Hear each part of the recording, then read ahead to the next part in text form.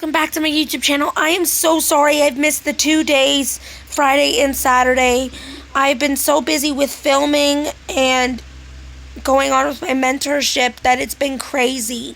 So please know I'm really sorry, and I'm going to react to kids these days. Thomas and Friends kids these days. Anyways, I've been getting a lot of requests from you guys. Remember, if there's a video you want me to react to, leave the link in the comments so I can react to it. If you can't leave the link, then just continue doing what you're doing. Give me the title, and I will try to find it. So without further ado, let's get started. Oh, and before I do, the person who asked if I still react to Shining Time Station, it's been a while since I've reacted to that. I'm kind of scared to because a lot of my Shining Time Station videos have been taken down. So I want to bring them back, but I'm just scared of copyright claims, and I don't want to risk it. So without further ado, let's get started. To all those people watching, I'd like to remind everyone that this video is not made for kids. It's for older fans and adults. Enjoy the fucking video. Fergus is a railway traction engine. He's like Trevor, but could run only on rails. Many years ago, he used to work at the cement works on the Kirk Road branch line, but had helped out with the other engines when work wasn't too busy. But one day, Fergus had an accident at the quarry on Thomas's branch line by being buried underneath some rock that had fallen from a nearby cliff face. The accident had damaged Fergus, including his flywheel, and the cement works didn't have enough money to mend him at the time and put him up for sale. Thankfully, Sir Charles Topham had bought him. And after he was repaired at the works, he was working in the station yard in Tidmouth, shunting coaches and trucks for the big engines would fill up the box cab diesel. And he still does today.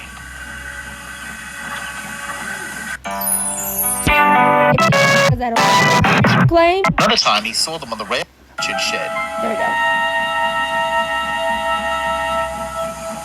Hey, you! Shouted Fergus. The teens heard him and ran away before they got caught. You know, actually, funny thing, I was at a train event yesterday filming. We went to see the Canadian Prairie Empress train, and it was a steam train. So, of course, this made me excited going to see this train. If you want to see the picture, check out my Facebook, and you can see the picture, or I showed it on my TikToks, the picture on my TikTok video. So, check my Facebook or TikTok if you want to see that picture.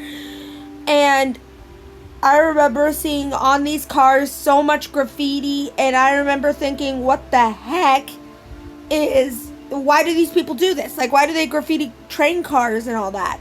It was so ridiculous. It was ridiculous. And funny thing, actually, now that we're bringing up Steamies, this train I went to see, it was their last tour, and I've never been to something like this before, and it kind of sucks to see how steam engines aren't around as much anymore. And I guess that's why I like Thomas and Friends, because it reminds us that even though steamies aren't around, like, you know, trains are still here today. But I like how in the show the steamies haven't gone. Like, I even got into a conversation with someone who brought their son who loved Thomas and Friends, and she still liked to watch the show as much as I do. And we talked about the characters, and yeah, it was so much fun. Anyways, let's continue. Sorry for blabbing on. Another time he saw them on the railway line throwing ballast onto the track to see if they broke. Some of them did, but some of the loose pieces had been hitting the engines. Oh. Ouch, they cried. Some of the loose pieces ended up giving them scratch, paint, or dents. But the teenagers didn't care. They just carried on throwing ballast onto the rails. That was until... Oi!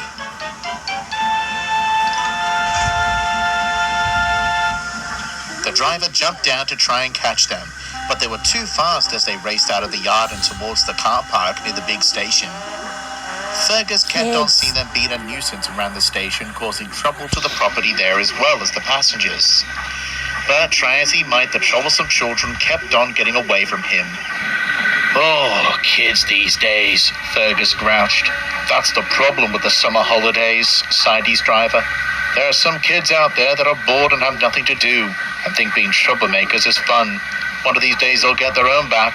They better, replied Fergus crossly. I had it chasing those kids around like a headless chicken.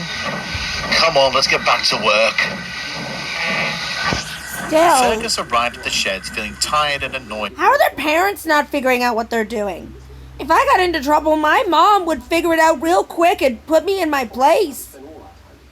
Like, I'm sorry, how are these parents not figuring it out? By the troublesome teenagers. I mean, I'm not saying that for every parent, but you get what I mean. I'm talking about the parents in this episode. How are they not getting it? Like, you know what I mean?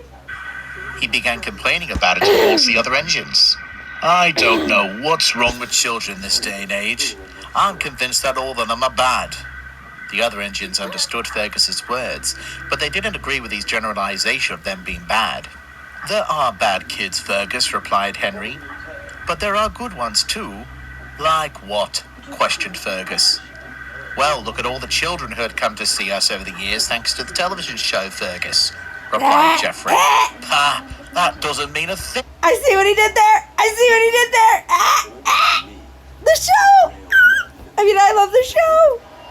If they were real artists. Okay, let me know in the comments. If you could visit the island of Sodor, which engine would you want to see? For me, it's Emily. Thing, replied Fergus crossly. Emily and Edward. Yeah, no, pick your top two. Scratch that. Pick your top two and let me know in the comments. For me, be Emily and Edward. Any kid would be bad. The other engines knew straight away that Fergus would be very headstrong on the subject, so they dropped the argument and went to sleep instead. Later, as the engines were sleeping, there was the sound of a siren. Oh, they gasped. What was that? Fergus was woken up by it too, and he could see from the shed roof a mysterious orange glow flickering in the distance. Fergus, nor the other engines knew what it was. We'll probably know what it is in the morning. It's too late to investigate it now. And so they did. Fergus soon found... Tell me those teens didn't start a fire? Please tell me they didn't start a fire. And out the next morning, the signal box was on fire. Oh! That must have been the orange glow, he gasped. The firefighters had put out the blaze while the engines were asleep, and luckily no one was inside the building. But the signal box was destroyed. However, after some inspection, they found that it could be repaired. The Fat Controller came to see his engines in the sheds. Was it the boys? Like, did they do this? Was it faulty wiring? Although you can't just say the signal box was on fire and not tell us. Due to the damage of the signal box, he declared, it'll be out of commission and repairs will have to wait until we could gather some funds. Meanwhile, all of you will have to be flagged in and out of the station.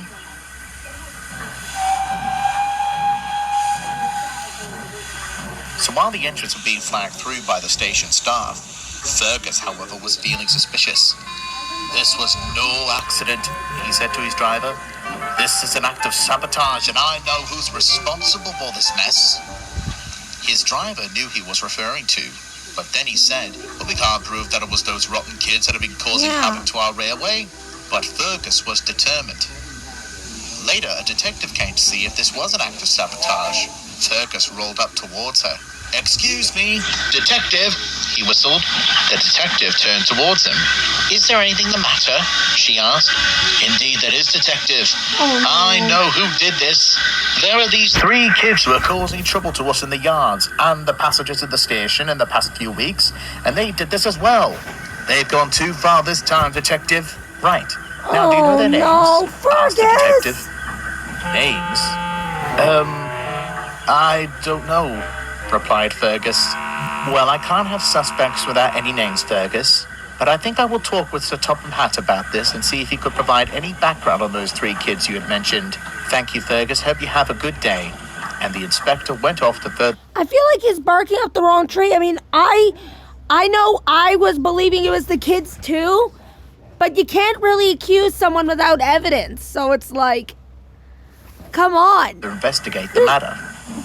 Fergus just huffed and he stormed away to do his work.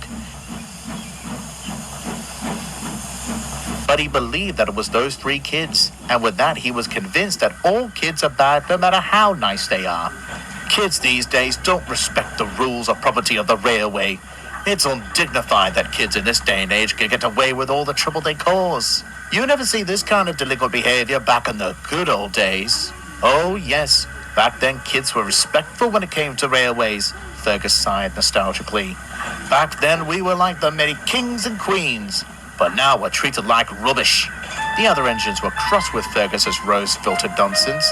The good old days, snorted Henry in the station. There had always been bad children in the past too, you know, Fergus. Like what?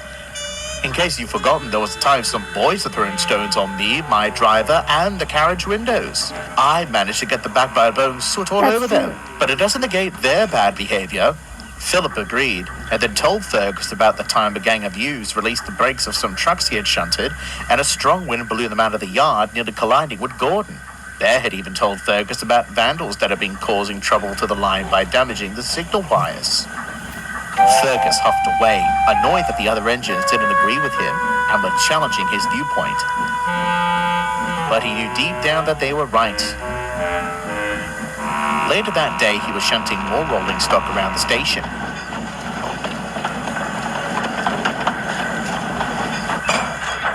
He then saw two boys walking around the station platform holding a steel tin asking for money. What a cheek, scoffed Fergus. First they became troublemakers to us, and now they're begging for money like panhandlers. Isn't there something for these kids to do during the summer holidays? They're not panhandling, Fergus, cried his driver. Look! Fergus was surprised when he saw the second child holding a board saying, "Please donate to fix Tidmouth signal box." Fergus, however, was a little suspicious, but when they came towards him and saw how serious they were in helping, he smiled, and his driver had placed some money into the tin. "Thank you, sir," replied the children. Just then the Fat Controller came towards Fergus. He then saw the children, smiled, and saw what they were doing. "So you're asking people for donations to help fix our signal box that was damaged this morning?" he asked. "Yes, sir," they answered. "Well, that is mighty kind of you. What are your names?" "Harry," said one. "And Oliver," replied the other. "Well, Harry and Oliver, we are very glad to accept the funds that you have made. Once you reach your goal, come to my office and we can sort out how much you've raised." "Thank you, sir," replied the children happily. Fergus smiled. See? The Fat Controller then turned towards him and said, "Fergus, there is something I wanted to tell you. Detective Kidd had come into my office earlier in regards to those three troublesome teens you mentioned. I'm glad to tell you that they were arrested under suspicion towards the act of sabotage of the signal box, thanks to CCTV cameras we had around the station. We saw three figures running on the platform after the signal box had been lit in the background and believed it was them." Fergus was pleased, but he knew that the teenagers were still under investigation. Well, duh. But later they had admitted the crime and told the police that the whole What thing was that? wasn't a deliberate act and was more as a way to get away from boredom.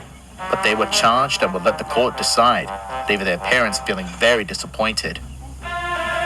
The goal by Harry and... Okay, I don't know what to say. I assumed it was them, but I didn't want to say, like, you heard I saw it, but I thought, oh, you can't accuse someone without evidence. So now that they have evidence, now I can say it was the boys. Oliver was done, and they went to the Fat Controller's office, and thankfully, they had enough that would add to the cost of the signal box's repairs. It had taken some time, but soon the signal box was all repaired and was good as new. The Fat Controller had a special ceremony, and Harry and Oliver were the guests of honor with Fergus putting them on a breakdown with their parents on board. Fergus watched the ceremony with the other engines in attendance as the Fat Controller finished his speech. "While the world does have people who would ruin the fun for everyone else, we must be reminded that there are people like Harry and Oliver who are kind and caring and will help out those in need. 3 cheers for Harry and Oliver." And Fergus agreed.